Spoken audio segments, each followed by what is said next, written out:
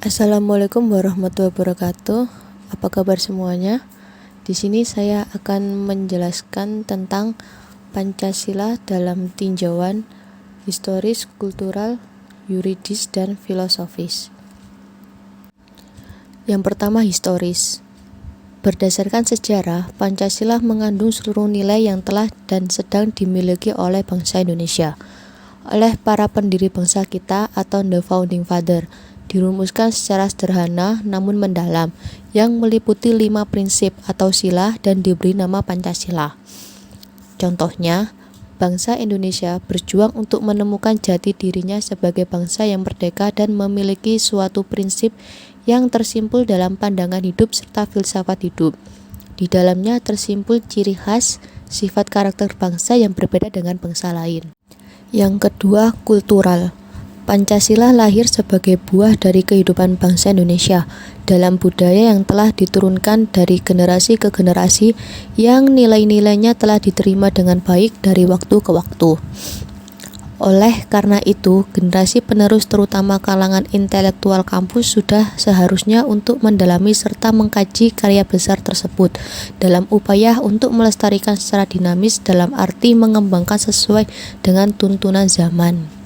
Contohnya, generasi penerus bangsa dapat memperkaya nilai-nilai Pancasila sesuai dengan tingkat perkembangan dan tantangan zaman yang dihadapinya, terutama dalam meraih keunggulan iptek tanpa kehilangan jati dirinya. Yang ketiga, yuridis. Pancasila digunakan sebagai rujukan dalam penyajian materi pendidikan di Indonesia dan telah diatur dalam Undang-Undang Nomor 2 Tahun 1989 yang mengatur perihal sistem pendidikan nasional atau Sisdiknas. Dengan demikian, juga berdasarkan SK Mendiknas RI Nomor 232 Undang-Undang Tahun 2000 tentang pedoman penyusunan kurikulum pendidikan tinggi dan penilaian hasil belajar mahasiswa, pasal 10 ayat 1 dijelaskan bahwa kelompok mata kuliah pendidikan kewarganegaraan wajib diberikan dalam kurikulum setiap program studi, yang terdiri atas pendidikan Pancasila, pendidikan agama, dan pendidikan kewarganegaraan. Contohnya, perkuliahan Pancasila di perguruan tinggi diatur dalam Undang-Undang Nomor 2 Tahun 1989 tentang Sistem Pendidikan Nasional.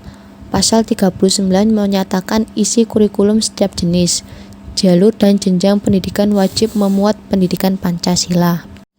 Dan selanjutnya, filosofis.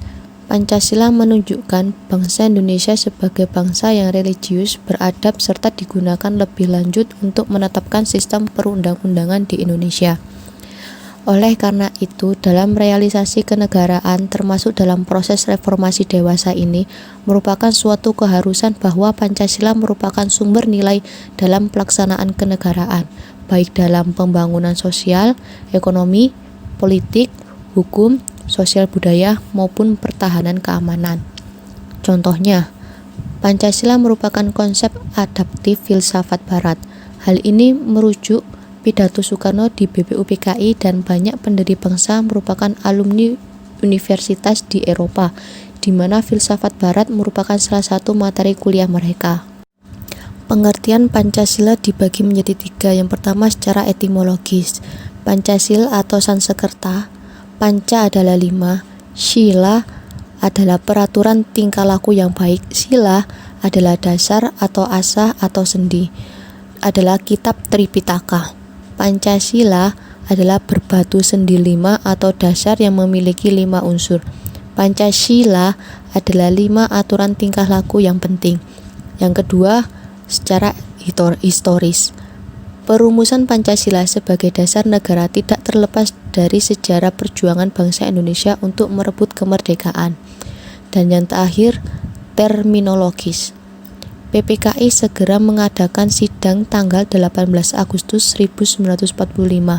Setelah itu mengesahkan Undang-Undang Dasar 1945 yang terdiri atas 2 bagian, yaitu pembukaan Undang-Undang Dasar 1945 dan pasal-pasal Undang-Undang Dasar 1945 yang berisi 37 pasal, 1 aturan peralihan yang terdiri atas 4 pasal, dan 1 aturan tambahan terdiri atas 2 ayat. Sekian dan terima kasih. Atas perhatiannya, saya ucapkan wassalamualaikum warahmatullahi wabarakatuh.